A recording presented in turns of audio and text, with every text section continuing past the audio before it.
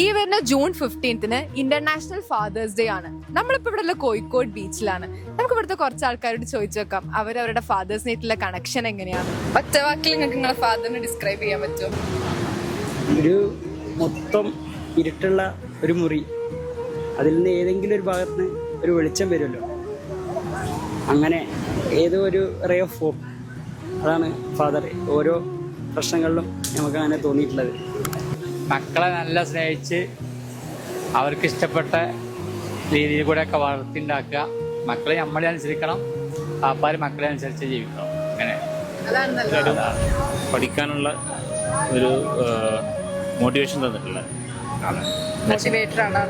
Inspiration ആണ്. Yes. ഒരു മോളെ നോക്കണോ, നല്ല പഠിപ്പിക്കണോ, നല്ല നിലയെത്തിക്കണോ, അങ്ങനെയൊക്കെയാണ്. ബേബിയാണ്, ഗേൾ ആണ്. അപ്പൊ ഒരു ഗേൾ ബേബിന്റെ ഓളെ പെൺകുട്ടികളെ എങ്ങനെ നടത്തുന്ന ആ രീതിയിൽ നടത്തും, പഠിപ്പിക്കും, നല്ല നിലയെത്തിക്കും. ഡോക്ടർ എന്താഗ്രഹം പോലെ ചെയ്യും. ഡോക്ടർ ആക്കാനാണോ ആഗ്രഹം? പെൺകുട്ടികളെ ആഗ്രഹം നമുക്കല്ലല്ലോ. ഒരു എത്തുമ്പോ കേട്ട ഫാദേഴ്സ് ഡേന്റെ ഭാഗമായിട്ട് നിങ്ങൾക്ക് വാപ്പാനെ ഒന്ന് വിളിച്ചിട്ട് വിഷ് ചെയ്യാൻ പറ്റുമോ? ഫാദേഴ്സ് ഡേ എന്ന് പറഞ്ഞിട്ട്. Okay, happy father's day. നിങ്ങൾ ലാസ്റ്റ് ആയിട്ട് നിങ്ങളെ ഫാദറിനെ എന്നാ ഹഗ് ചെയ്തേ? കുറെ ദിവസമായി ഞാൻ ദുബൈയിൽ വന്ന ദിവസം. അടിപൊളിയാണ്, സന്തോഷമാണ്. കണക്ഷൻ ഉണ്ട്. ചെയ്യില്ലേ?